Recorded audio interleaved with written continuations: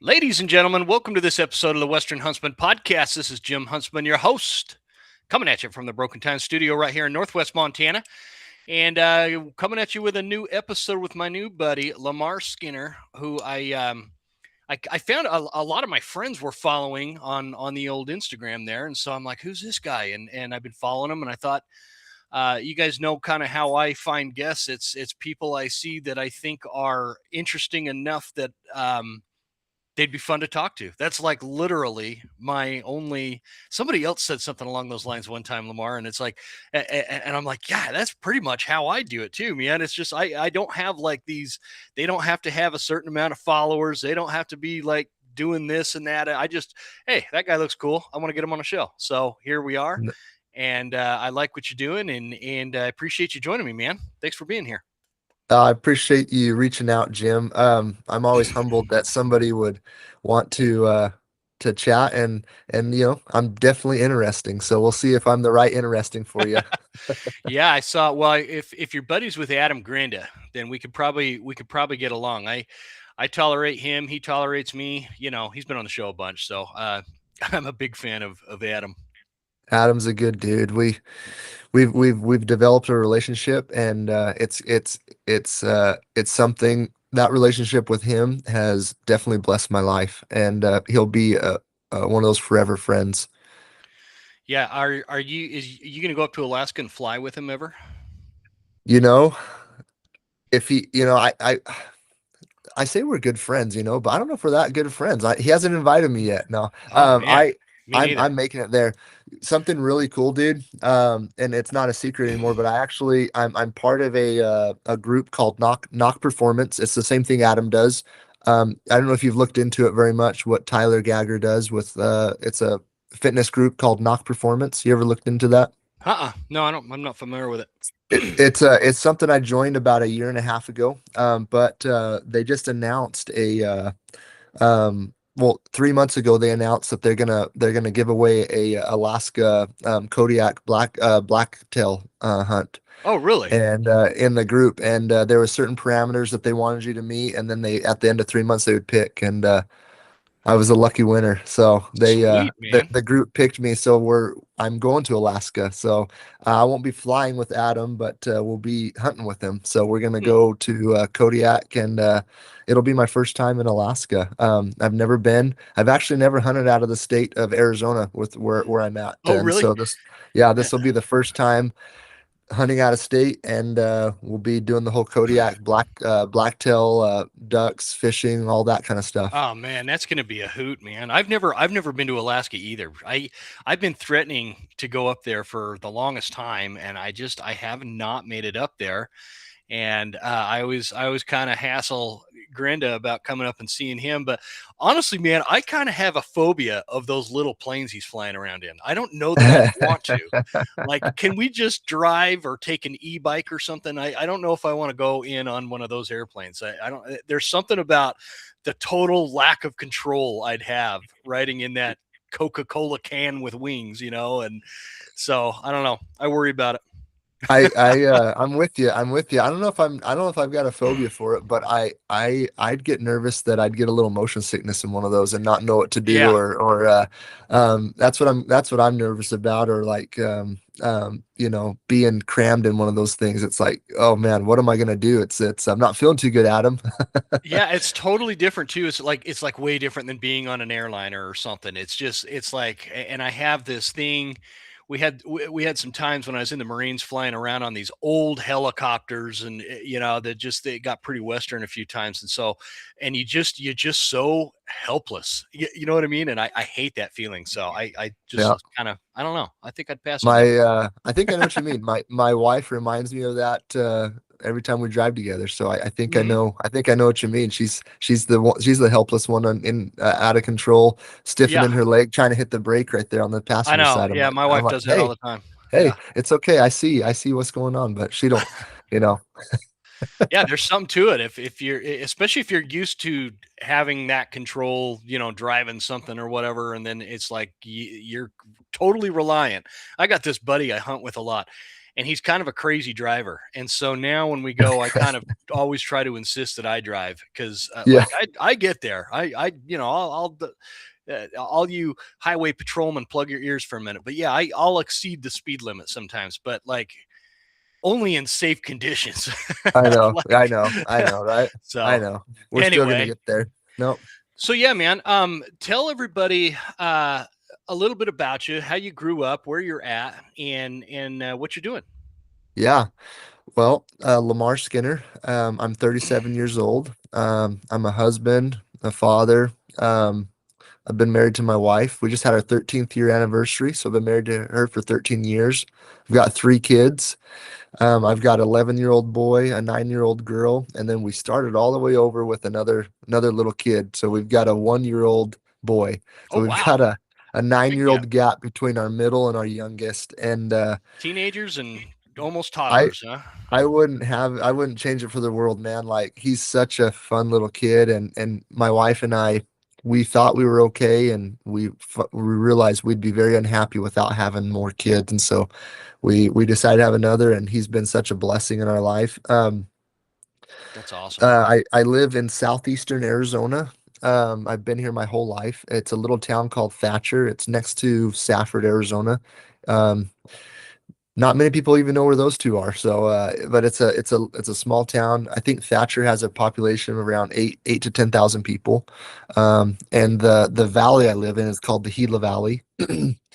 Hmm. It's a kind of a big mining slash cotton town. So there's a lot of cotton here, but there's a lot of mining for copper mine. So one of the biggest open pit mines in the world is here, pretty close to where a lot of people work at. I've actually avoided the mining workforce, and I work for a junior college called Eastern Arizona College, and I'm the ground supervisor for them. So I've been there for 12 years now. Oh, So nice. going on. I started at the very bottom, and I've worked up to finally to a supervisor position, and it's a good position. It's a good job.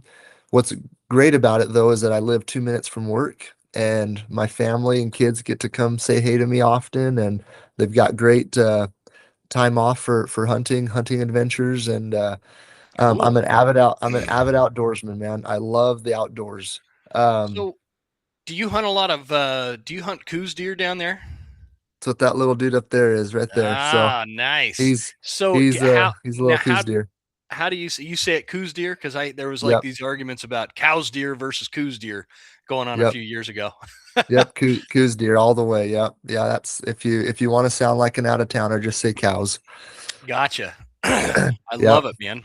What Yeah, about go go ahead. ahead. What about what?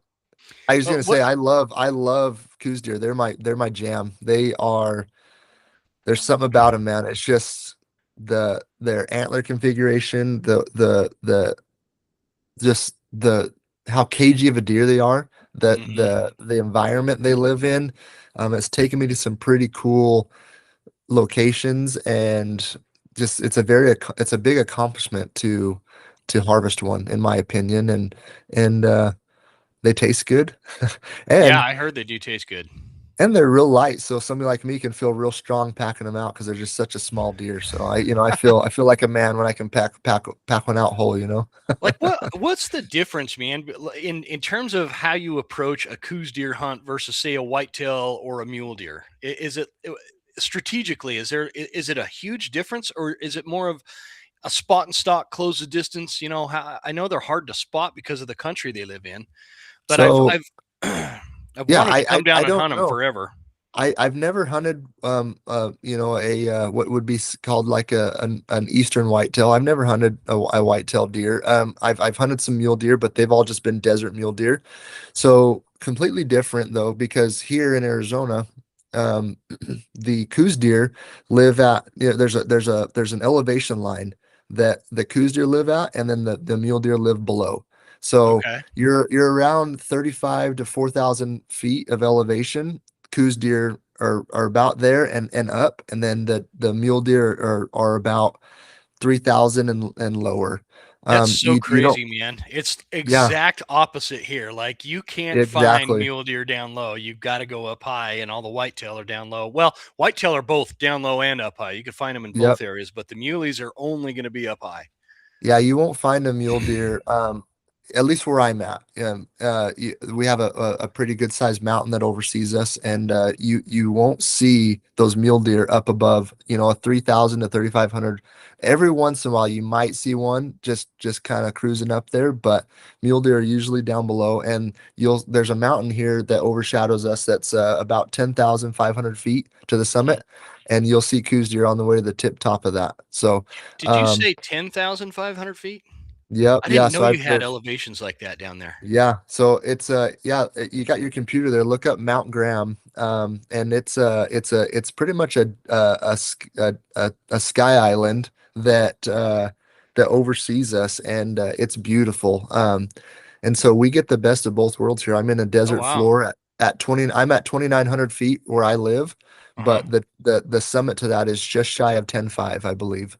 And it's beautiful. It's you got ponderosa pines up there. You've got aspens all the way to the top, and black Wow, man. bear. There's Ten coos deer all thousand over it. 720 feet. That's pretty beautiful country. That looks like pretty good elk country, huh? There's no elk up there. Well, No so kidding. there are elk, but they shouldn't be there, and they're very very hard to come across. They've migrated over. We live close to the San Carlos Reservation, Hmm. and which is world class elk hunting over there. Yeah, yeah. But they've migrated from San Carlos and gotten the river bottoms and made their way over there. And so, but yeah, no elk. Yeah. Wow. So That's to surprising you, because that looks like pretty prime elk country right there. It's pretty cool, yeah, man. you got to It's a go beautiful for area. elk hunting. You got to go about 3 hours north of me, up into the White Mountains. Hmm. That's where the elk start. Is do Going back to these coos deer, man? Are they rutting in like January? Is that kind of the Yep. all the deer up here? They're all hitting that first 2 weeks of November. You really start seeing this rut heat up for deer, and by about the first week of December, it's pretty well died off. What's the cycle for these coos deer?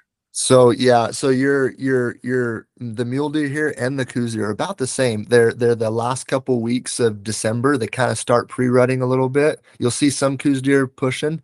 Same with the mule deer, but January 1st seems to just kind of kick things off. That January first couple weeks of January, they're really cranking off. Same with the mule deer. And so. But December, it used to be a couple years ago where December was kind of the middle of December, the mule deer would really rut a lot, but it's just been pushed back year after year after year. And so the further into December and the further into January you get, the better it gets. Um, Gotcha. but you had asked a question, and I didn't really even get around to it though, but um, with coos deer, it's spot and stock. So you're getting on a knob and you're glassing for all day, just picking the country apart, right? Far distances. You're just getting to where you can sit all day and look, and you're sitting there with your optics and you're just picking it apart. And if you do find one, it's a long shot. I mean, a 300-yard shot is like, okay, I can like that's about the distance that you're shooting for. Um, but you got guys that are shooting all the way out to the nines and the 900 yards to 1,000 yards on some of these deer. I'm not that good, so I need to get as close as I can. But the canyons and the country that you're in, you're usually glassing definitely out to 1,200 1,500 yards to glass some of these deer up, and then you get your big eyes and you get your spotters and everything to hone in and decide, and then you close the distance. But yeah, lots of far shots, and just because of the country they live in, not because that's the style. It's just that's the country. They're just big canyons. So, like, not to make this all about coos deer hunting or whatever, but I'm just when they're rutting, can you do things like rattle them in, call them in Yep. with like is it pretty similar? They're a whitetail. So Huh. they grunt. So I've grunted one in. You can rattle them in. I haven't been very successful with that, but I've grunted one in before. Type one calls. He's on Instagram. He made a grunt tube, and just like a whitetail, just that grunt style. Um, and then a lot of guys sit tree stands. So Mm-hmm. sit a ground blind, right? And so they've got scrape lines. So they run a scrape line. They so if you find scrapes, then you know that buck is somewhere close, right? Coos deer are very territorial. So a lot of people claim that they are, in a square mile of where they're born. That's where they stay. And so Uh-huh. they don't venture out of that, in the rut maybe, but like they've got a home base. Um, Hmm. what else about they have licking branches. Like they have a licking branch, right? Every characteristic that you would think about as for you guys, like a river bottom type of whitetail, right? In those Mm-hmm. flats and plains, that's what a Coues deer does. Um, and they're very territorial, very aggressive type of a deer. So they'll fight. I've seen them fighting a mule deer before, and Really? just whoop them. Yeah, just they're very cagey deer, very aggressive, like athletic type of a deer. And they're very cagey because everything seems to want to get them. They're so small. Lots of lions around here. Mm-hmm. That mountain, Mount Graham, lions and bears all over that. Wow. Interesting. Poor mule deer, man. They're always getting their butt kicked by all the other deer species. The the the Well, the carp, yeah, the carp of the. I gotta I've throw that heard jab that. in there. I've heard that before, and I'm totally offended. But Yeah, no, I I know. just it's interesting watching like where I originally grew up in Utah, and it was only mule deer. There were no whitetail, no coos deer, obviously, no nothing else but mule deer. I think they're starting to get some whitetail in the northern part of the state or whatnot. But it's interesting being like where I'm at here, man. With you have these big mountain whitetail bucks, you have these big mule deer bucks. Again, the muleys are up high only, and so you could take this approach of, okay, I just want to hunt a whitetail. So you're going to hunt the low country kind of against the agricultural interface maybe, and set up tree stands or blinds, or try to call or whatever. And that's a lot of fun. There's a lot of action with that, especially if you're not like a trophy hunter. Um, but you get up high and they're running approximately at the same time. The mule deer seem to be like a week or two ahead of the whitetail, but it's interesting because like these little 2.5-year-old mule deer bucks will get their butts just absolutely handed to them by these 2.5 to 4.5-year-old whitetail bucks that come out and try to, Really. and they don't really do any. I think people think that the intermixing of like whitetail bucks breeding mule deer does. I think that's that people exaggerate how often that actually happens, because Yeah. what I've found is there's always like a really mature mule deer that will kind of wait in the shadows, and he will not allow those big whitetail, even though the whitetail bucks just seem to be more aggressive. They want to fight a little bit more. But when that mule deer wants to protect his does, those whitetail don't stand a chance against those big mature mule deer, and that's always kind of interesting to watch. And I always Yep. like to, if I could find some mule deer does hanging out somewhere, I'm just going to sit and watch them, because at some point, if it's during the rut, at some point a big buck's going to pop out, and it's usually like dark. Yeah. But Yep. Yeah. anyway, No, unless there's a whitetail, yeah. yeah, no, we get that here though too. We get the hybrids, right? It's not super common. Like it's pretty rare, but sometimes you'll glass up a herd of mule deer with a little whitetail buck with them, or the Hmm. opposite, a herd of mule deer with a little whitetail buck hanging out with them. So it's just you get that here, and but dude, I love it. I just love being in the outdoors. um, it's I grew up. That's how I grew up. My dad's a very much of a weekend warrior type of a hunter. Yeah, Um, yeah, mine was too. just was just going out just to hang out with his brothers and his dad. And so, me as his son we got to always go out and hang out with, uncles and grandpa and cousins. Every year it was mule deer is what my dad and them always hunted, but their style was they always hunted off of horses. So my Oh dad is yeah. always a horse hunted off horses, and their style is to ride the canyons and ride around until they jump something out, hop off, and shoot at it. Yeah. And so that's just what they did. If they found some deer, great.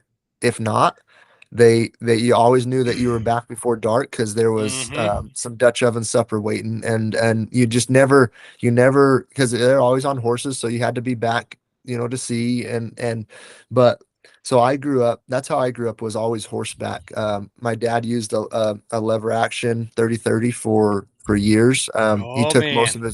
He's take most of his deer with the lever action 30-30 and open sights, no scope, and I'd be holding the horses and he would shoot and the horses would freak out and sometimes take off, and Mm-hmm. lots of cool memories though of he didn't care what the size of the deer was. He shot a lot of spikes and he shot a lot of small 2 points, but it's fun, throwing the deer over the horse and coming back and seeing an uncle that had the same luck and they've got a few deer up in the tree but it was all just about we'd wake up early, but it was to go feed the horses.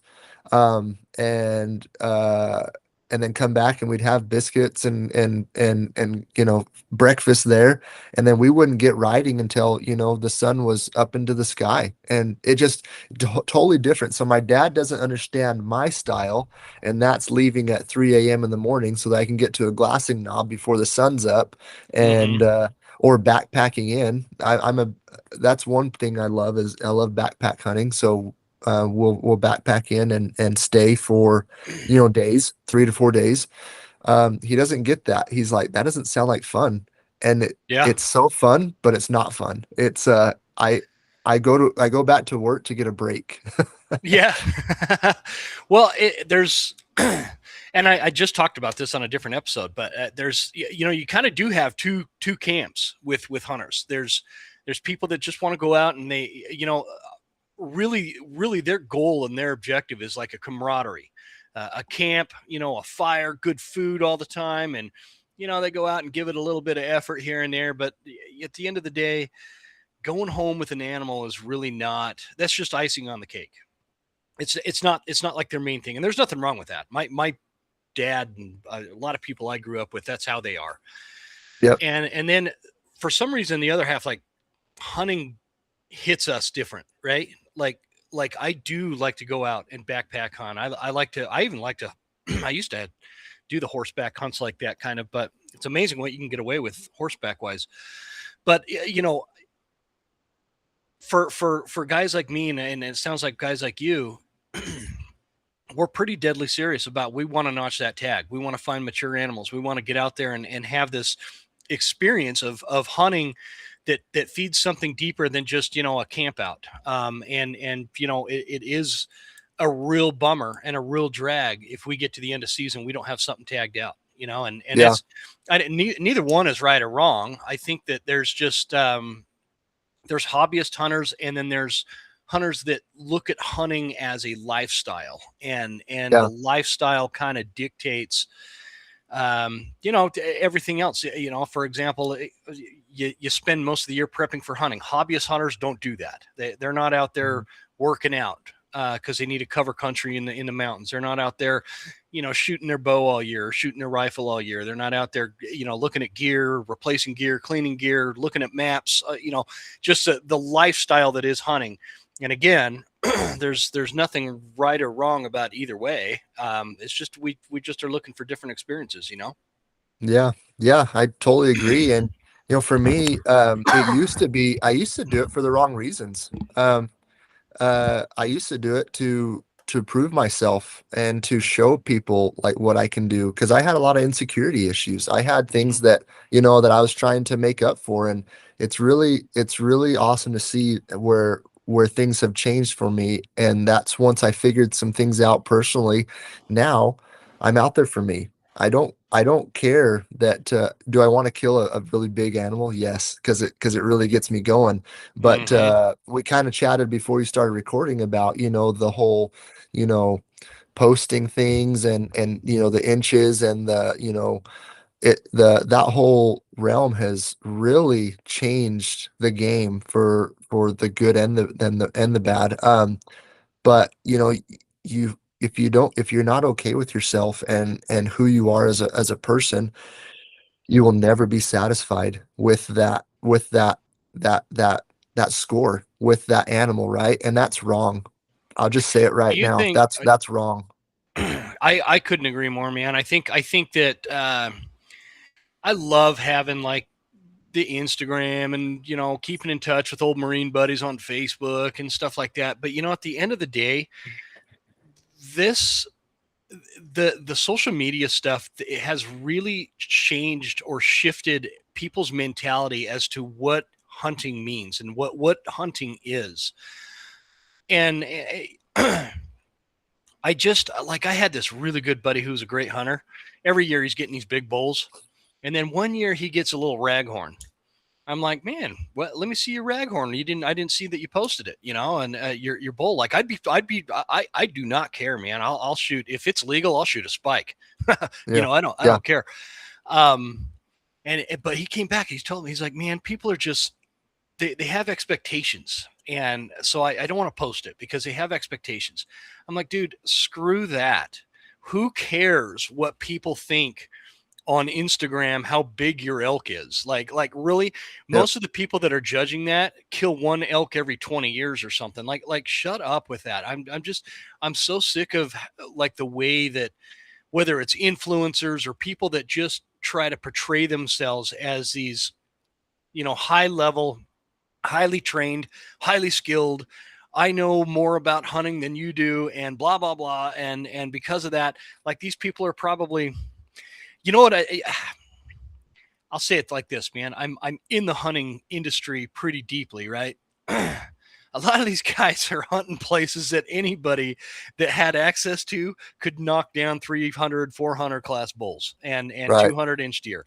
Like Right. it's not that impressive. So I think that everybody just on the social media, the grand scheme of things, kind of needs to take it down a notch and get off the high horse of trophy this, trophy that, and like quit worrying about that and just get back to it for what it is, our primal pursuit of these wild things, to get out there so we could fulfill what it means to like feel like a man. And not that hunting makes you feel like a man, but hunting can make you feel like a man. And you've got this page called Rebuild the Man, and so that's what really kind of attracted me here. And we've lost a lot of that, but it can help that because it's challenging. Men need challenging things, people need challenging things. Like my daughters love hunting, so it's not just male centric. Fill your freezer, fill that goal. People, humans need goals, and hunting can provide that. The goal shouldn't be a certain amount of inches. And I mean, sure, if it's more important to you to shoot a 175 or better mule deer than it is to fill your freezer, that I don't judge that. What I judge is if that's your goal, don't make that everybody else's goal. Man, I really went off on a tangent. Sorry about that.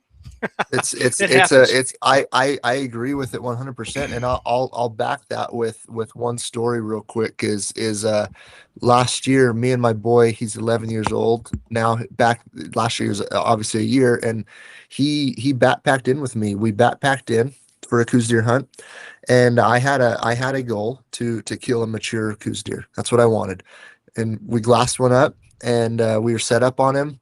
Something went wrong, and he gave us a slip. He just stood up and walked off. We don't know what happened.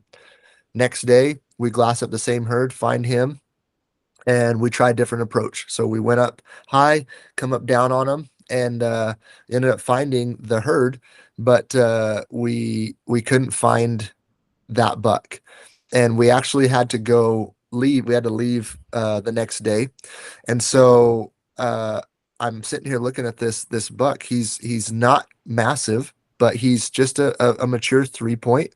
Um, and I look over, at my boy, and I was like, "Hey, do we sit here and try to find the big one, or should I take this one right here?" And you know Yeah. exactly what happened. That little kid looked up at me. He's like, "Let's shoot him, Dad." You know. Yeah. And I'm Yeah. like, I was like, Awesome. I'm thinking the same thing, buddy. And so we're set up, at 300 yards, and you know, it's a moment I'll always remember. My boy's sitting right next to me. He's in the binos. He's calling a shot for me. I shoot. The buck stands up. I don't know what happened. And I look over and he's like, I don't know if you missed or if you hit him. I was like, so he's like, I'm like, he's still standing there. He's like, yeah, he's right there. So I look in and I like, sure enough, and boom, drop him. And we walk up to him, and sure enough, he was what I thought he was. He's just this kind of just medium sized deer. But to that boy, that was everything. I mean, That, yeah, he couldn't stop touching it, just looking at it, talking about it, and just he wanted to cut him up and put him in his pack. It was amazing. And how silly would it have been to rob that experience of him having that experience just because I was looking for inches. totally unnecessary, man. I love that story because that, like, I can just like, I can, you're painting this picture that I could put myself in and see myself just being there because, like, I can see that passion for hunting just being instilled into your son, and he's always going to remember Yeah, that moment, right? Like, that's yeah. I love that Well, and story. even with him last year, him and he actually took his first Coues deer with his bow last year as a 10-year Oh, old. very cool, man. So he shot a Coues deer with his bow, and this little kid sat in the ground blind with me for 4 days and 12 hours each day. And so you've Wow. set a ground blind before, so you know what it's like. Um, and we're doing it in the Arizona heat during September. Hmm. So it was um, 100 plus outside, and he sat for 12 hours straight for 3 days. On the fourth day, um, we only had one buck come in, and he was just a little a small three on one side, but just mainly a two point frame in the velvet. And Hmm. the kid held his composure and shot at 26 yards and smoked this Coues deer. Uh, Wow. See, for that's awesome, man. With and his again, bow. it's just like, yeah, and it's like, to him, it could have been a spike, but Hmm. it was everything to him. And it's like, why would I say, hey, hold on, there's going to be a bigger one that comes in? It's like, no, dude, this is, and the more experience you get, the more preferences you get to have, the more, like you mentioned, goals you get to make for yourself. And maybe you don't have to prove as much for yourself, and your reason changes. And I think as long as you're doing it for the right reasons, who's to tell you Hmm. that it's wrong? Exactly, man. And that's I think where people get it wrong with like this social media. They're doing it because, okay, I'm only going to kill this animal and I have to like almost kill myself to kill this animal so that it looks really good on Instagram and I look like the world's best hunter. It's just really killed the experience. I think it puts a lot of stress on people, and especially like a lot of hunters out there that, or I'm sorry, a lot of podcasters in the hunting space. I think that they feel, I've talked to them about it, they feel this pressure. They're like, well, like I have to present this, and yeah, yeah. Dude, I am not like that at all. People that listen to my show know that I am the world's most experienced below average level skill wise hunter that they're ever going to hear on a podcast, and I'm proud of it, and I don't care. I have nothing to prove. I just, we're talking about taking your kids hunting. You could learn so much from them, man, because they could be so brutally honest about things. Last year, I've got 2 years ago, my daughter, while I was gone guiding other hunters, uh, set up in a ground blind and killed a really nice 5 point whitetail buck with her bow. And it's a super cool story. Anyway, this year rolls around, and she wanted me to take her up on the mountain to hunt whitetail big mountain bucks, right? And I have this spot because I'm a guide, so I know all these areas. I'm like, I know where some big bucks are hanging out. Let's just go up there, and it's about 2 or 3 miles up the mountain, and we'll see if we can't get into them. Well, we get not further than 100 yards from the truck, man, and there's this little 3x3 buck, kind of feeding off the side of this trail that we're working up this trail that goes up this ridge. And I'm kind of looking at the buck, and she's like, yeah, I'll shoot that buck. I'm like, I thought you wanted to go up the trail and find these bigger bucks. And she's like, she looks at me and she goes, Dad, it's more important for me to get a deer every year than it is to get a big buck every once in a while. I'm like, wow, I'm kind of like that too, man. I'd rather have my freezer full than worry about how big the rack is, and again, you and I, we're not throwing rocks at people that want to pursue mature animals. I like to pursue mature animals as well. It's more challenging. Yes. I think that we just got to get away from this. Like, look at me, look at me, look at me, look at how big my buck is. Look at how big the bull is. For me, man, it's like, I got this customer that is a billionaire that I'm working on getting a big contract with to do his, this roof. And I have a lot of customers like this where like they kind of, it's not like they're flaunting their money, but they think that they can control me with their money or something. You know what I mean? Or like their input means more than my customer's input down the road that maybe doesn't have as much money. And they learn quick, man. Like, I'm not impressed with that stuff. I'm not impressed with your big buck that you maybe probably shot in a high fence. I'm not Yeah. impressed with the fact that you've got more money than me. I'm not impressed that your truck is a lot more expensive than my truck, especially if you're in debt over it. Like my truck, I don't have any payments on it. So, well, that's not true. My little truck I do, but they're just little teeny payments. And I'm just, you could tell probably I'm burnt out with people allowing their ego to drive their life and allowing their need to self-fulfill something that doesn't truly exist through a social media platform. It's phony, it's illegitimate, it's inauthentic, and that's why, like, we were talking about like Adam Grenda. That's why I like getting guys like him on the show, because the dude is as real in person as he portrays himself on your social medias out there, and that's Yeah. kind of what I look for, and so Well, that's why I and got you on the show, man. and with Adam, you get the best of both. You get the guy that is being real and as authentic as he can be, and no BS. But he also does some epic stuff, and he Yeah, kills exactly. some amazing animals. And so he's showing, and I think that's why people gravitate to guys like him. Is that he's showing people that there's no fakeness here. That Hmm. this is as real as I can be, but yet I'm still having success. I'm Yeah. still figuring it out. And that word relatable, the average, below average, whatever you want to call it, I call it vulnerable. Because that's what actually will bring people close to you is when they see your vulnerability. Anybody can see your achievements and feel happy for you and say good job, pat you on the back. When you're vulnerable, people see your heart. They Hmm. see who you actually really are. Your achievements aren't who you are. I'll just say it right now. That your achievements and what you have, that's not who you are. That's just that's just what you chose to, put a lot of time and effort into. Your It's also what you vulnerability. chose to show the world, right? Thank you. Yes, that's what I was trying to say. Is what you chose. That's what you chose to show. When you actually come out and you're vulnerable, that's the part that is as raw and real as you can be, because that's your heart, that's what you're hiding, and that's the inside. And so when Hmm. you expose that, that shows the type of person you are. And you can do that. What I'm getting around to is that you can do that in the hunting industry. You can do that with Rebuild the Man. You can do that with a podcast, with your wife, with your family. And that's the way you need to do it, is be vulnerable, because people can see that there's no facade, there's no money, there's no big animal that's your identity. It's you. Hmm. It's you're being as real as you can be. Yeah. How do we get that message across, man, to people? Like, I feel like there is this cycle, and I think we've all been a little bit guilty of it, where we're maybe portraying this facade of like we want people to think maybe we're better at something than we really are. Maybe we're too, in our own mind, too big for our britches, and like Yeah.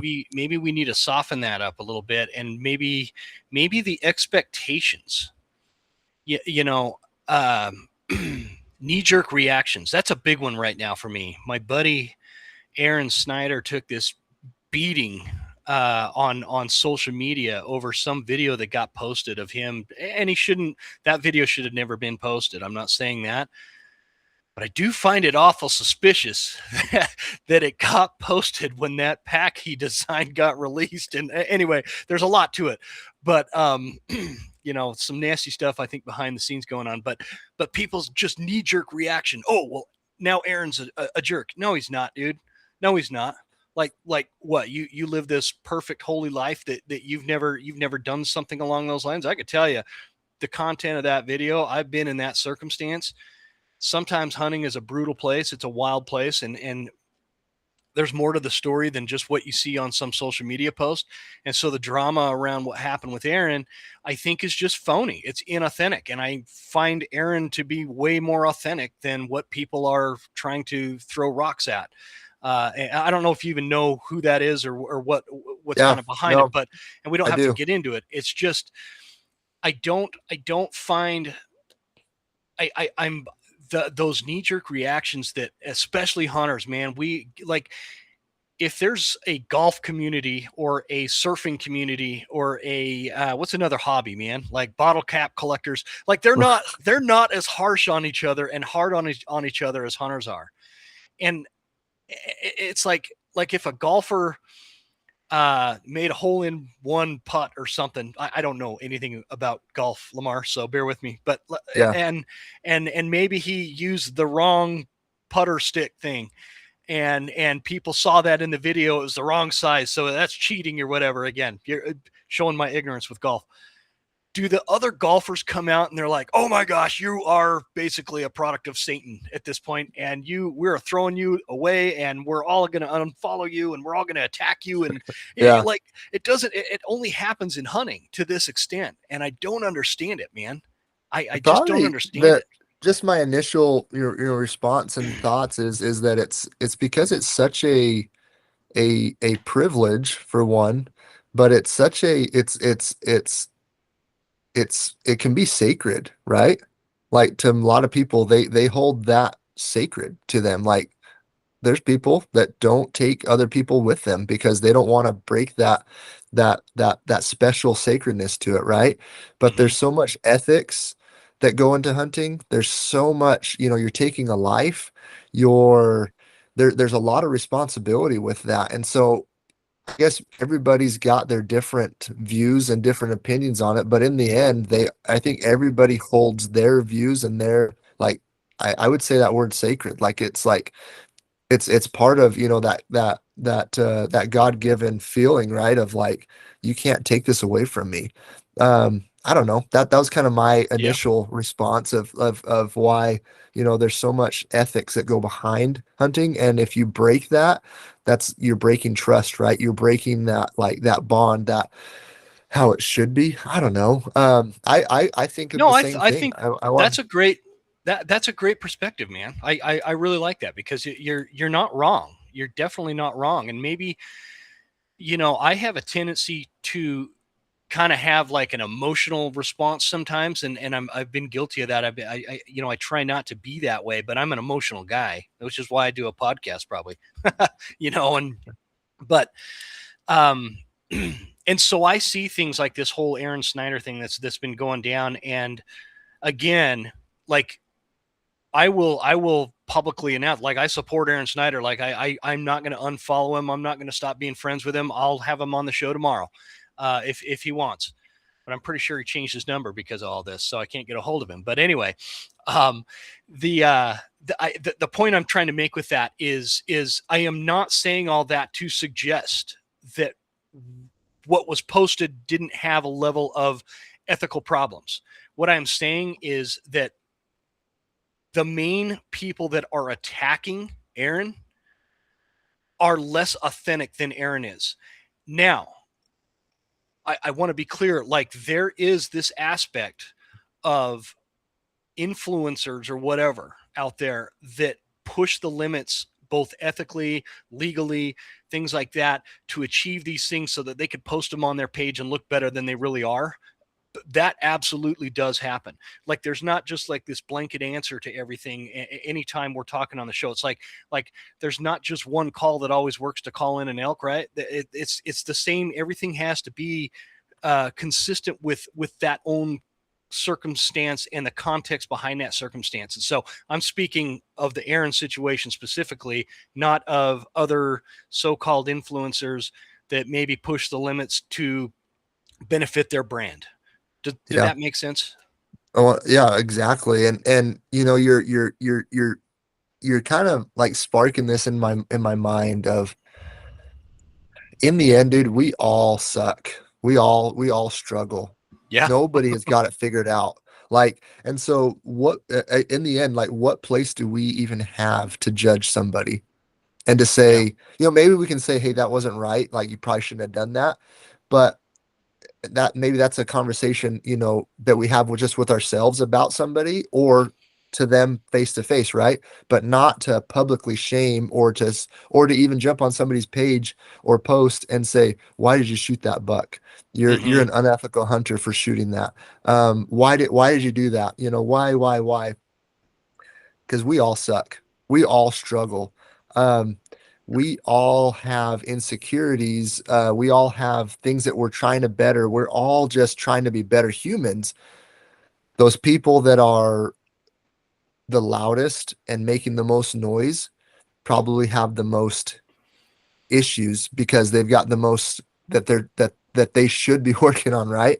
Yeah. Um, and that's what I've found with the a lot of my clients with Rebuild the Man, and we can kind of get into that a little bit, but they're outdoorsmen. They're guys like Adam. And Adam's open with this. I've helped him through some struggles. We have things figured out on paper. We have this video, of us on Instagram, or a picture. We've got us standing with our wife and our kids with a smile. Um, or we grew up in a small town and we're putting on this facade that we've got it all figured out because we don't want our friends to see who we really are. But in the end, we all have things that we're working on. And these hunters, these outdoorsmen that I work with, they're just like me.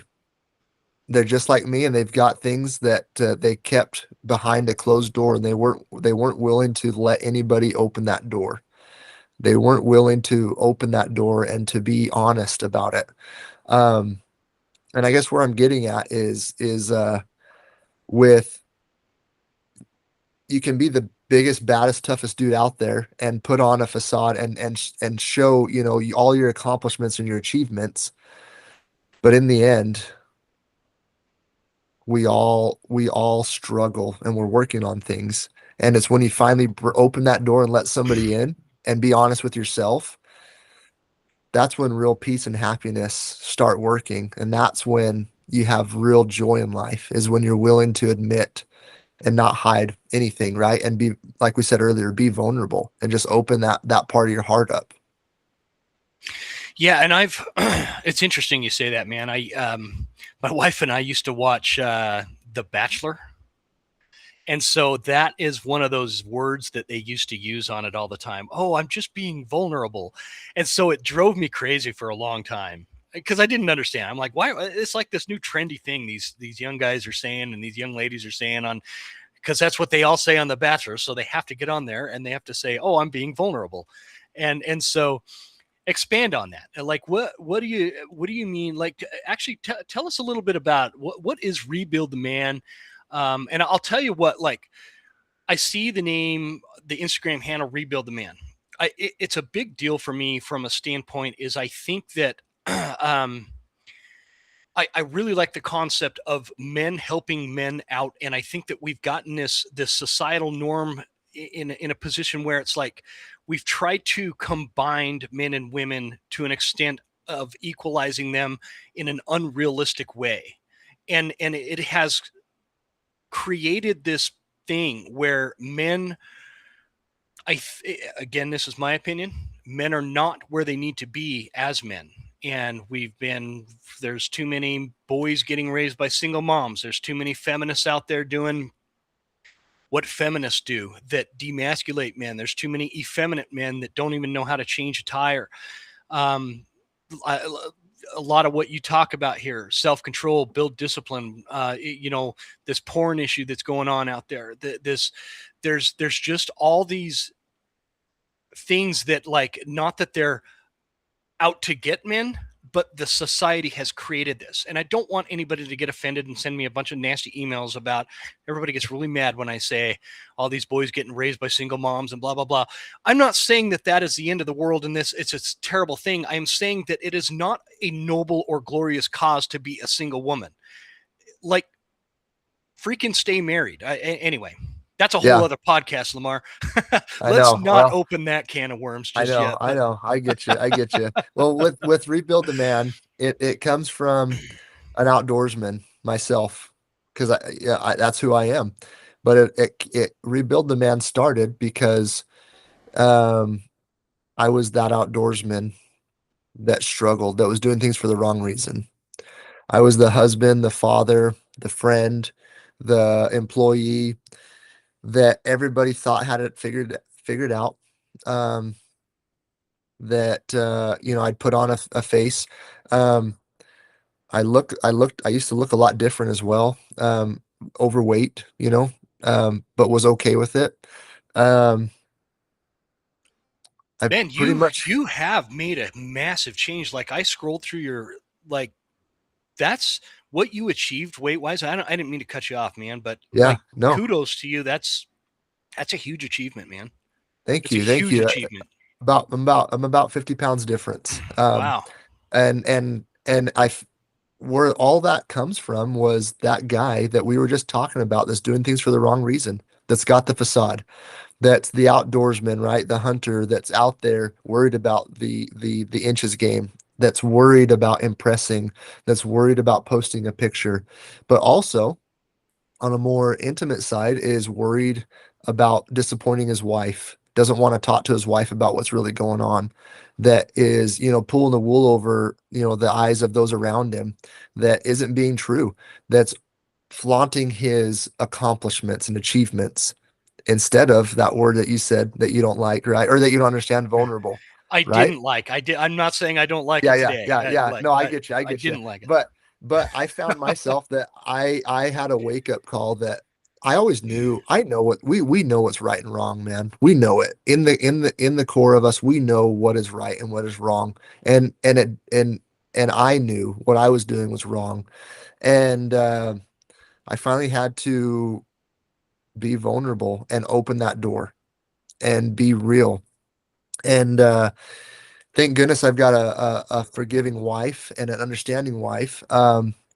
But I stand, before you today or on a video podcast with you today, a different man than I was, both physically, mentally, and spiritually. And so rebuild the man is that it's changing that man, breaking him down and showing him that he has all of the ability. He has all the characteristics. He knows the right and wrong. He knows what to do.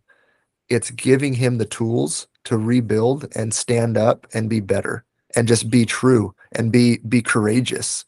And for me, where I've connected with men is through overcoming the porn side of things.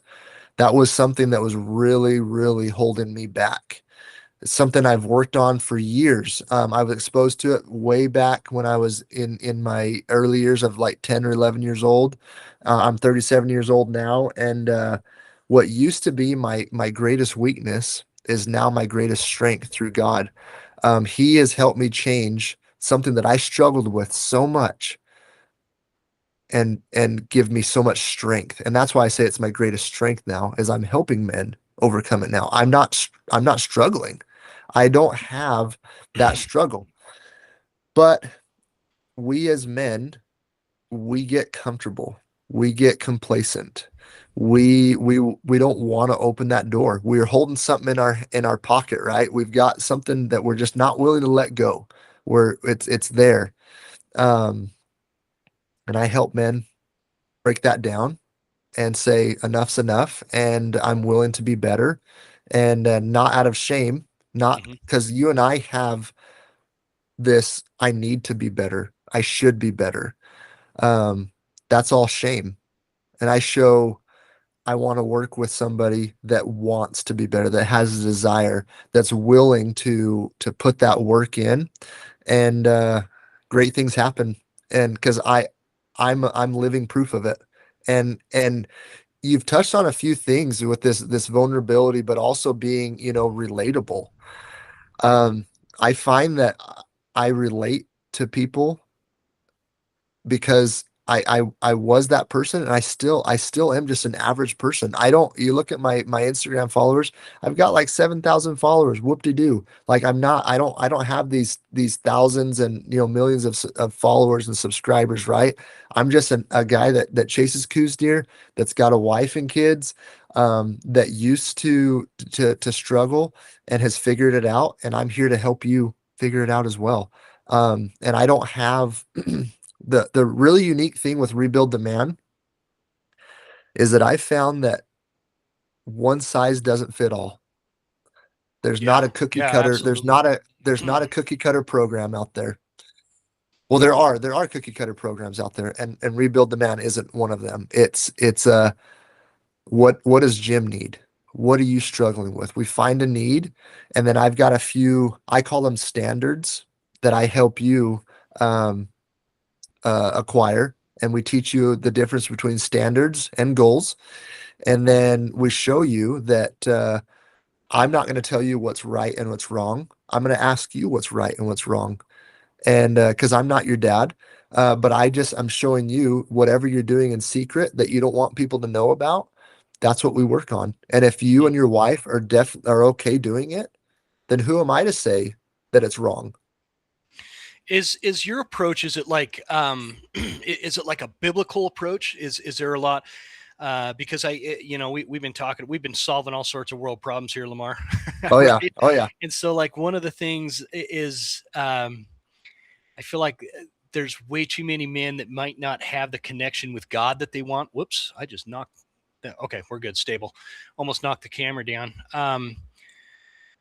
Like, they're not the connection with God isn't there. And like, I just heard this stat, man, because you were talking about, like, porn and things that people are doing uh, in secret that they don't want the world to see, right? yeah, Like, if you read your Bible at least 4 times a week, you are somewhere in the neighborhood of like 60 or 70% less likely to look at porn, right? And like, there was another really cool stat, man. I'm trying to think of it, but it basically says, like, Jesus talks about, the more you know me, the more you want to obey me. And so I'm yeah. just curious, like, is that your approach with this? Is there a It lot it of, is. It okay, is. tell us a little bit about that. It is. But it's in a different way. Jim, where I found myself was, I say this is just the what I usually start off with is I was putting the cart before the horse with my relationship with God. And I'm gonna explain why. I grew up very religious. Parents taught me who God was and is, and taught me how to pray, read scriptures, go to church, all those things, but yet I still struggled. Imagine that. I had all the tools in the world. I have all the knowledge in the world, right? Of Mhm. like who God is. I'm a child of God. I was always told that, and I think I knew that, right? I'd go to church. I'd read the scriptures, right? More than 4 times a week. I would pray to God all the time, but I still struggled. And so, yes, that statistic is right, right? But you have to do it in the right way. And so I myself, and I think a lot of Christian men in general, are taught to that in a way that we have the cart in front of the horse, meaning that we are trying to have a relationship with God without having a relationship with ourselves first. Mhm. So again, I knew all the it's just like having a relationship with your wife, right? You know what you're supposed to do, but if you're a piece of crap, you're always going to be playing catch up. If you're, looking at porn, if you're angry, if you're blaming her, if you're treating her like she's not the queen of your life, right? But you're supposed to have a good relationship. It's just constant push and pull, push and pull. And that's what I found myself, is that I was praying to God all the time. I was going to church, reading scriptures, and I still struggled. And so I show men what I found is that I didn't like myself. I didn't love myself. Therefore, how do I have a relationship with somebody else if I don't even like who I am? If I'm looking in the mirror and I don't like who I am, it doesn't work. Ooh, that's powerful, man. Yeah. It does not work. And when you can have a relationship with yourself, when you can look in the mirror and say, dude, I really like who you are. I like my voice. I like the way I look. I feel good. I like what I'm doing. I don't have any secrets. When somebody gives me a compliment, I accept it because I'm confident. I was to a point where people would say, bro, you're killing it. You're doing so good. And I'm like, if only you knew. And it almost bring me to tears. And my wife, she'd say, I love you. Thank you for being the man of who I needed and who I need. But little did she know I was leaving the house and being a different person and coming back who she thought I was, you know? Hmm. And it was I was a different man outside the house. But I'd come back and I was who she needed me who I was who she needed me to be. Now I leave the house and I come back the same man. I'm confident. And she sees that and she says something and I accept. I'm like, thank you, because I like myself. I like who I am. And I believe that. Therefore, I was able to pray, read scriptures, go to church, and say, I'm building that relationship with God now. I know my Savior Jesus Christ, and I'm accepting his forgiveness. I'm accepting his grace, his willingness to help me through the things that I can't. Um, I love that, man. It really ties into what we had talked about earlier. I love that, man. I just think so many people need to hear the way you just described when like your spouse is getting exactly who your spouse thinks you are, and like that ties into what we were talking about with people who put on this facade on social media. That's not really who you're getting, and like that all kind of ties into your message from that standpoint. Because I think a lot of marriages are like that, man. I think a lot of people struggle with just like being very real and open with their spouse. A lot of marriages end, man. And like I've always tried to. My wife is way better to me than I am to her. yeah, You know what I mean? Like naturally. Yeah, yeah, I always think about that too, especially when I'm like, I drive a lot for work. I think about that with my wife. My goal is every day I want to do something that blesses my wife, because my wife does something every day that blesses me. Right. And I always want to be like way better at that than I am, because I come home from work and I'm grumpy and I don't give her the attention she deserves, and things like that. And, it's identifying that and being, I guess, exposed to men need men. It goes back to what I was saying. Men need men. Like, yeah, I'm a yeah. better man. I go work out with my pastor and some other buddies from church. We try to do it 3 times a week. It's been really busy lately. I have been really slacking off with that, but it's an interesting group of men that is like, it's all about accountability, and we lift because we are together, and we have really solid development type relation or discussions, and I think that that's important. It And is. men It need that. is. And that's why, like, what you're doing, I think is kind of building off of stuff like that. Men need men to both hold them accountable, to hold them to a higher standard, so that they could be better husbands, they could be better spouses, fathers, workers, employers, employees, whatever the case is. So yeah, you have a great way Yeah. of putting things into perspective, brother. Well, and I thank you for that. And it's and where I come from and why I connect and why I know that I've had success in this is that I'm just somebody that struggled and is sharing my my values and Hmm. my knowledge. And I don't have it from a book. I'm not sitting here saying, well, all right, Jim, so it says that here you're struggling with this. If you do this Yeah. and this and this, you should this should here's work, right? here's the prescription. It's like just like that. Like everything I just described to you is some very quiet moments that I've had, discussions I've had with myself. And this program that I have, it's what I wish somebody would have helped me with. And Gotcha. I'm grateful that I've had the courage and discipline to stick with what I'm doing, because I've given up a lot, and I'm glad that I've stuck with it and restarted, because it's so needed. And I needed somebody to help me. But in the end, I figured out how to love and like and love myself. Therefore I trusted myself. Then I could trust God. Yeah. And then I could have faith in him, and I could let go of the ledge. And now I'm showing men how to do the same. That it starts with the like, it goes with the love, it goes with the trust. Trust is love, love is trust. And then you can have faith in the one thing that you put faith in, and that's Jesus Christ. Hmm. Everything else is hope. You put hope in everything else, that you hope it works out right. You hope the deal goes through. You hope you find a big buck. You hope, right? You even Yeah. hope that your wife loves you the next day, right? Like you Yeah. you Yeah. can't put faith in anything but Jesus Christ. And but that only comes when you have self-love and trust with you that you're going to do the right thing. Therefore, you have a relationship with God, and therefore you trust. If you believe and you trust in God, how can you not believe in Jesus Christ? Um, and so it all goes. That word trust is huge, but you've got to trust yourself first, dude. Like you've got to, and you've got to see that there's help there. You've got to see that you can let go of the ledge, and then when you see all that, all the scriptures come into play. The faith without works is dead, right? You see that in a different way. um you see that the first commandment, love God with all your heart. With all your heart, that's the first commandment, right?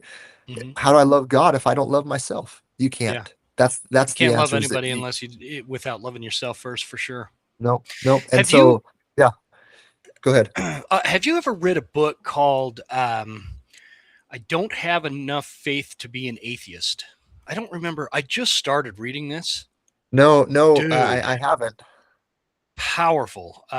What is it? Who wrote that book, man? Not to get us off track here. I always like to throw out a book recommendation when I can, when it kind i'm of gonna applies i'm to what we're gonna i'm talking gonna about. look it up right here. Yeah, it's called "I Don't Have Enough Faith to Be an Atheist." It's written by Norman Geisler and Frank Turek. Um, Okay, and I I got it looked it up on, there. dude. It really dives into what you're just describing, like faith versus hope and hope versus faith. That concept, I think that's a really important distinction that people need to understand on a little bit deeper level than I think most people give that thought for. And it really applies to what you're trying to teach and what you're trying to, inspire in other men. And so, stuff like that. I think, yeah, you're on the right track, man. I love, Thanks. I love you have a really good way of putting those very complicated things into a simplistic perspective that people can really understand, because people go through their whole life not really thinking on deeper levels like that, and they go through their whole life just worried about what the next 5 minutes, how that's going to impact them and themselves. And I think that if we have more people out there talking about how to live like that, and live with loving yourself and loving others, and putting other people before you, and having faith in God, and how that can apply and impact your own life. I think that's a huge thing. So Yeah. how do Well, people? Jim, I was going to Oh, say go ahead. that what that what I found was I started getting a negative taste for God. I started just seeing God in a negative way, because I felt like he wasn't listening to me, and wasn't helping me out. And that's why I came up with what I came up with, no matter how many times I would pray, I still struggled. Hmm. No matter how many times I would say, you know, please take this from me, please help me, it never did. Yeah. No matter how many times I would read the scriptures, I still struggled. And I'm like, this isn't supposed to be like this. I got a text the other day from a client that said, "Hey, this battle isn't getting any easier." And I'm like, I know it's not. Who It's can't not. And relate to that? Yeah, yeah. and it never will.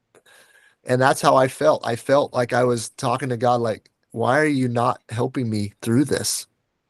Why am I still sitting here struggling? And it was because of the way I was going about it, man. I'd say, hey, I'm feeling pretty horny right now. Please help me, God. I don't want to look at porn. And Mm-hmm. then I just would expect him to snap his fingers and change my mind. Mm-hmm. You work out, you know that 225 is still 225 no matter which way you slice it. It's the weight is still the weight. The Mm-hmm. mile is still the mile. It never gets easier. Just because you're good at that mile or that weight, it doesn't get lighter or heavier. You just get stronger. And so you and I expect just because we're doing something that it becomes easier or that it becomes a snap of a finger. And when we finally realize that faith in God is that we do it anyways, even though it's hard, even though we say a prayer and we don't know how he's going to help us with our stress. We don't know how he's going to help us through, but we're going to do it anyways. That's what real faith is. Sometimes we run the mile and we run it flawlessly. And then other times we're sucking wind. And it's like, Mm-hmm. do we quit? Do we just quit when it's hard? Do we stop praying because life's hard? No, we do it anyways because we know that's what we're gonna do. We have faith that God's gonna help us. And it all goes back to you because you have discipline, because you love yourself, you like yourself, you trust yourself. I have a relationship. Mm-hmm. Yeah, I love it, man. Man, you sparked something. I was gonna. I don't know. I kind of lost that because you just kept going, and it's really good stuff. I really want people to hear that, and I really like. Um, I just like the concept, and I want people to be able to easily find you and how you can help them. Tell everybody where they could find you. Yeah. Uh, You can the people can reach out to me on Instagram. That's probably the easiest way. Rebuild the man. I don't even know my Instagram handle. What is it? It's like at it's rebuild the like man. it's like at rebuild underscore the underscore man, I believe. But I'll put it Yeah, in the show notes. I'll put that'll be yeah. in the show Please, notes. please do. And then you And have then rebuildtheman.com. yeah, there's no, and that's just a domain that I have on there. I don't even have a website built for it yet. Oh, But gotcha. um, soon to be, hopefully here soon. I'll make that website up. But people can also reach out to me on Lucky Tines, at Lucky Tines AZ. I check that as well. And but man, I really I love serving people. I love doing this right here, having a conversation with somebody and sharing those values, sharing those beliefs, and in hopes to share that vulnerability, that stuff that I used to struggle with, that they can see that, okay, I can do it too, that there's Hmm. somebody else out there. Hmm. And I've found, back to your vulnerability thing, I think the most important to vulnerability, and when we open up and when we say, I struggle, that gives somebody else permission. That gives somebody else permission to say, okay, me too. Like I can do this. Um, that it's acceptable, right? But when we just think that we're going to be judged and we think that things are, that we're going to be looked at in a different way, we hold back. But when somebody says, "No, man, this is what I'm going through," it gives them a little bit of like, okay, permission to Yeah, say, "I can do this too." good stuff, man. Well, I'd encourage everybody listening to reach out to Lamar, and like give him a follow on Instagram. I think there needs to be more of groups that are very much like, sorry ladies, but men centric, to because and this comes from a place too, Lamar, like I'm not a woman, so I don't know how to help women. you know despite society's effort to make us the same, we're not. And Yeah, like I don't care who that upsets. It's just the reality of it. And so it is. um, I really appreciate you joining me, man. And I know I'm kind of keeping you longer than I told you here. So, but let's do it again. Let's do it again. Oh, Lamar put up with. I had a random power outage last time we were supposed to record this last week. And anyway, sorry about that. Thanks for bearing with me on that, man. That's pretty Dude, common in the I winter. was That just sitting never here. happens in the summer. I Yeah. don't know what happened. Yeah. It's So all good. yeah, I'm a firm believer that everything happens for a reason, man. There's no coincidences in this life, and God has his hand in everything. yeah. Um, It's whether or not we are looking for God's hand. That's the difference. It's Yeah. there. Good Are one. we looking for it? Yeah. And if you are, you'd be surprised how many times you see it. Yeah. Well, buddy, thank you for what you're doing. Thanks for sharing everything that you've shared, and your honesty and your authenticity, and thanks for helping Adam. I've been worried about him for a long time. No, I'm kidding about that part. I like, but no, let's do it again, man. Let's maybe catch up after your hunt in Alaska. I'd love to hear that, and do another podcast about it. I'm all about it, man. I appreciate you having me on, and the more people that I can help and reach, the better. And plus, we get to talk about hunting. What, like I said, which is Exactly. what it's that's my core, and I could burn this battery right through on this laptop just talking, and Yeah. it drain it. Just I love it. I love the outdoors, but Yeah, because of man. that, I love helping people. So. Good deal. Well, I think you are obviously helping a lot of people, and coming out and talking about the things that a lot of people are afraid to talk about. So that's awesome that you're doing that. So thanks for having the balls to do it, man. Thanks. So God bless you. Thanks again to our sponsors: Precision Pay, Leupold Optics, Mystery Ranch, Browning, and Easton Archery, and obviously Phelps Game Calls out there, guys. I don't know if Phelps Game Calls has any Couse deer calls, but I'm sure that those whitetail calls will work just fine. So, Yeah. guys, the show notes will have Rebuild the Man's Instagram in there. Give Lamar a follow. Thanks again, Lamar, for joining me, and we will talk to you guys next time. Thanks, Jim.